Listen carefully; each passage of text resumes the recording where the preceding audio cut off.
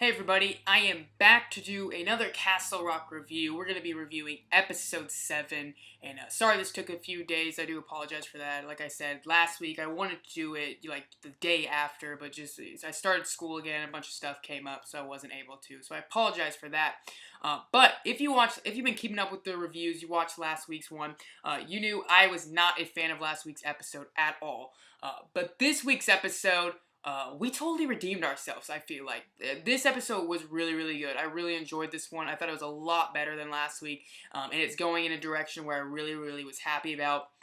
And I think it had to do with one actress, of course, and it was the actress of this episode, the main person of this entire episode. It revolved completely around her, and that is Sissy Spacek, who plays Ruth, Henry's mom, Henry's adopted mom. And Sissy Spacek, she came to play this episode. She was ready to go, and these past few episodes, mostly every episode, she doesn't really do a whole lot.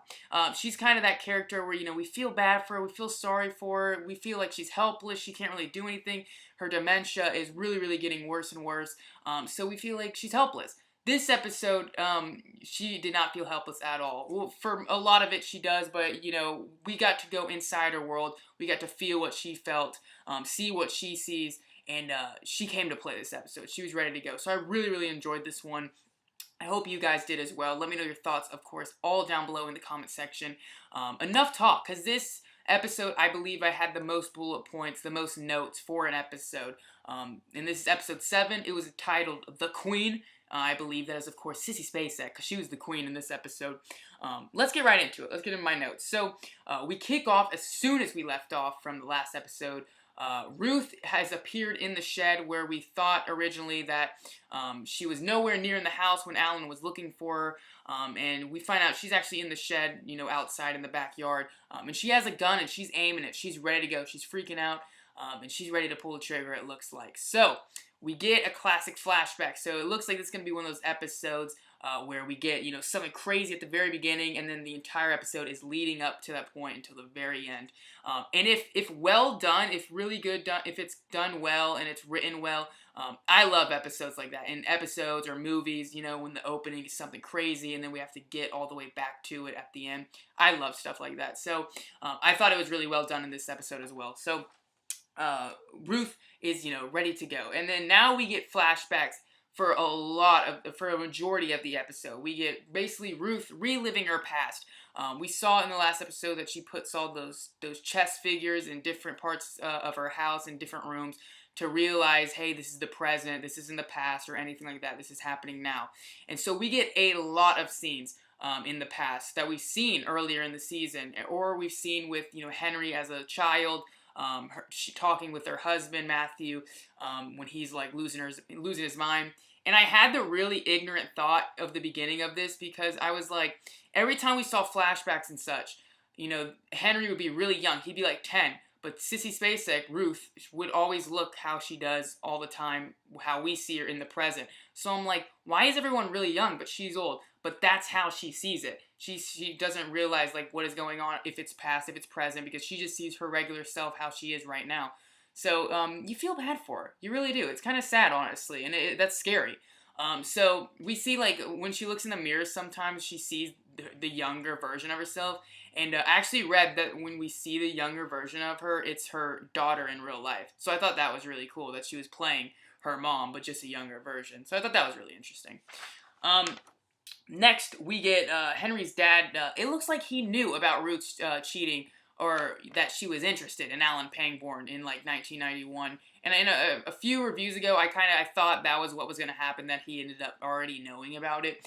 But when he's preaching one day, he sees Ruth in the altars sitting down, and she looks at Alan. Alan gives a little flirty eye with her, gives her a little eye bang, if you know what I mean.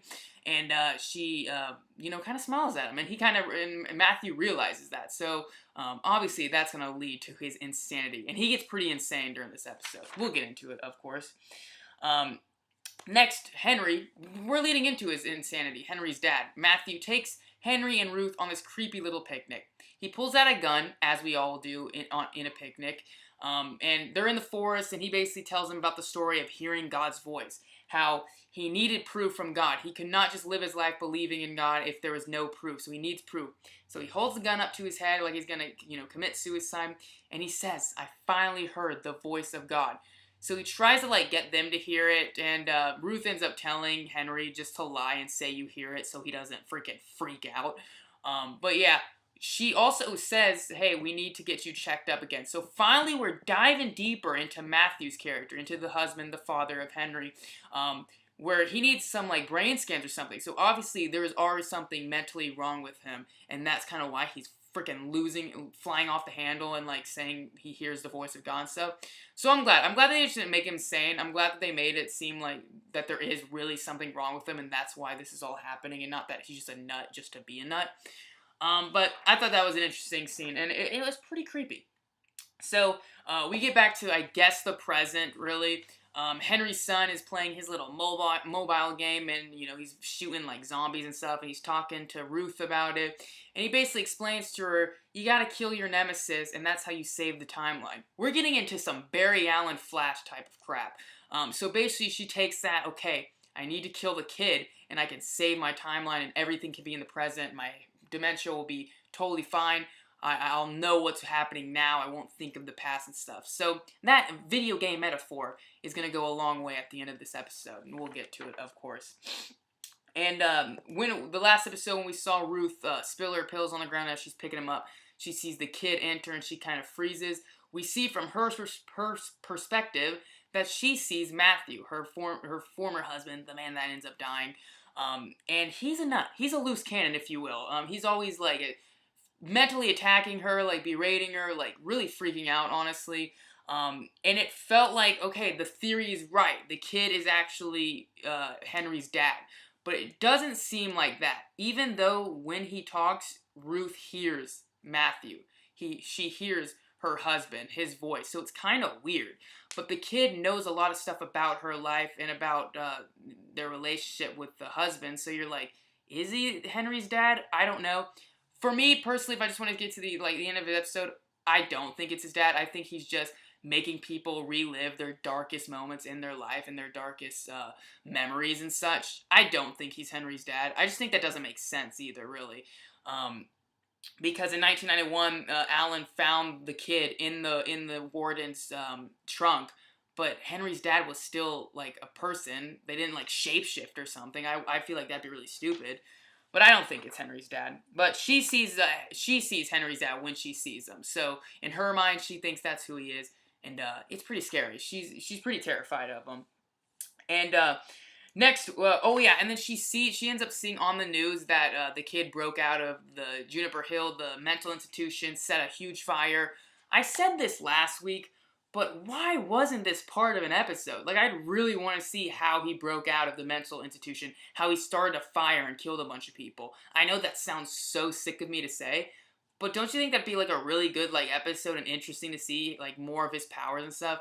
I don't really know why they brushed past that, but I guess they have bigger and better things, and they just thought we can just show it on the news. But she sees that, so she knows the kid is bad, but she still thinks it's Henry's dad, I think. So, not looking good. So, we see in past episodes, or in past memories in this episode, Ruth hides a gun at the top of a shelf in a closet. And she knows where it is. Every time she enters the room, she kind of hints at it and she sees it. So, she goes running for that gun. But she realizes in a past memory, when she's talking to her husband, that nutcase, she basically tells him to get rid of that gun, the one that he pulled out in the picnic. You don't need to have it. And he's like, it's locked up. Don't worry about it. And there's not even any bullets in it, so you can calm down, lady. I locked the bullets, and you'll never be able to find them. So that's kind of weird to say to your wife, honestly. You're saying to your wife, I have a gun, but guess what? You're never gonna find the bullets. I'm sleeping with one eye open. That's pretty creepy to say.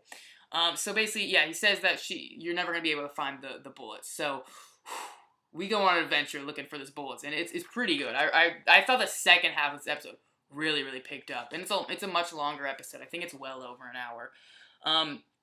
And last but not least, in the first half of this review, Ruth ends up going to the door. She hears a knock on the door, and it's Molly. And this is Molly's only scene. And basically, she says, I feel like something horrible is happening. I feel like something's bad's happening with Henry. He's in trouble. I feel his pain. He's in trouble. Something bad's happening. And Ruth basically says, yeah, it's happening. Something's bad's happening. She looks terrified at the door. And basically, Molly says something about Henry's dad. And Ruth says, yeah, I know you killed him. I know you did it. I watched you in the room when you stopped his breathing tube.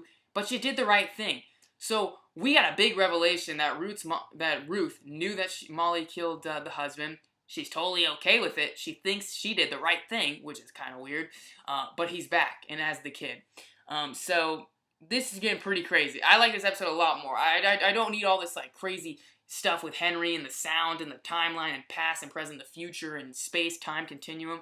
I just need a good old-fashioned suspense, scary horror. That's what I need from my Stephen King in this show. So we're going to get into the second half of this review. We got still a lot more to talk about. It's probably going to be a little longer review, so I apologize for that. But I hope you're enjoying it so far, and let's get right into things. Alright, so in the second half of this review, we see in a past memory or not a past memory, I think it's the present, Ruth ends up finding a big safe, and she doesn't know the combination. So she's got to figure out the combination because she believes that is where the bullets are for her gun, so she can pop a cap into the kid. So we get a present moment where the kid's walking around creepily. He's like getting Ruth to come near him. He puts on a song on to play some music, and it's the wedding song that Matthew played for Ruth at their wedding, obviously. And basically they start dancing to it. She rests her head on him, and you're like, Ruth, get out of here, get off this man. And she basically starts asking him questions, and he like knows exactly like what Matthew would say and such. He says the combination for the safe is her birthday, and he tries to get her. We get a past present before that. We get a past memory before that, where basically Alan tells Ruth in 1991 that she needs to leave, pack up a suitcase, and we'll go. We'll go anywhere. And she's like, I can't leave Henry. And he's like, I don't want you to leave Henry. So Alan, he just wants Ruth. He wants Henry. He wants to take her away from this horrible, horrible place. And that was in 1991. So she packs a suitcase all the time, but she always ends up staying with Matthew. She just can't do it, so she always unpacks it and puts everything up. And Matthew really taunts her in the present about that. So basically, she figures out, or she remembers that when she was digging through the trash one day when their dog went missing, there was rat poison. So she believes Matthew ended up poisoning the dog. Matthew just going off the handle, really. And basically, the kid tries to get her to take a pill so he can give her a bath, probably murder her in the process. So she fakes this taking the pill because earlier in the episode, Alan taught her this hand magic trick where she can like cup something and then it disappear. So that's what she does. She cups the pill, tries to put it in her mouth, and the kid goes away to start her bath, to draw her a bath, and it's revealed she did not take that pill. Let's go, Ruth. Get out of here right now. So she runs to the safe while he's drawing her the bath. Runs to the safe. She opens it up. There's no bullets. Ruth, what are you gonna do? So while the kid is walking around the house, really creepy, there's cameras all around the house, and it shows him walking around. It's real silent. It's suspenseful. It's really scary. I really like the scene, just seeing him walk around in just the camera's perspectives, like just walking around the house real slow, calling out for Ruth. She ends up hiding back in the bathtub. So I guess he left. She snuck in. So, like, go to the place where like, the least place he would expect you to be. So she hides in the tub. He ends up finding her, and when he draws back the curtain, this is, like, psycho. But it's the opposite, because Ruth, the person in the bathtub, ends up stabbing him with a screwdriver. I think it was a screwdriver. It might have been just a big knife. And she makes a run for it. So that's how we saw in the previous episode that the kid was hurt. His hand was really bloody and such. He was stabbed in the side, so he was holding that. So that's how we figured out that it happened. So I was like, let's go, Ruth. I am so for Ruth's part. And finally, after Matthew is taunting her, saying, I'm just a form of your imagination. I'm you. So you can't remember where the bullets are, so I can't tell you it because I'm a version of you. You don't know where they are. You'll never be able to. You packed up that suitcase every day trying to leave me, and you always unpacked it and came back to me. So you're never going to leave me. And she finally realizes, packing the suitcase, that's a little light bulb that goes off her head.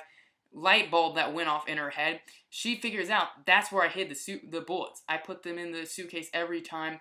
Finally, she remembers, she runs, gets the suitcase, loads up that gun. We go back to the beginning of the episode where, of course, we saw her with the gun in the shed waiting and waiting. So we're back at where we left off in the previous episode. Alan goes running in the house. So we kind of figure out what's about to happen. It's spelled out pretty plainly to us. She's waving the gun around. She's terrified. She hears Matthew's voice in her head. She's freaking out, losing her mind. She just hears him yelling at her. She's really losing it. And we see the door open, and she unloads that gun on whoever opens it. And of course we know it is not the kid. It is Alan. She lights up Alan and shoots him many times. And it looks like that is the end of Alan Pangborn.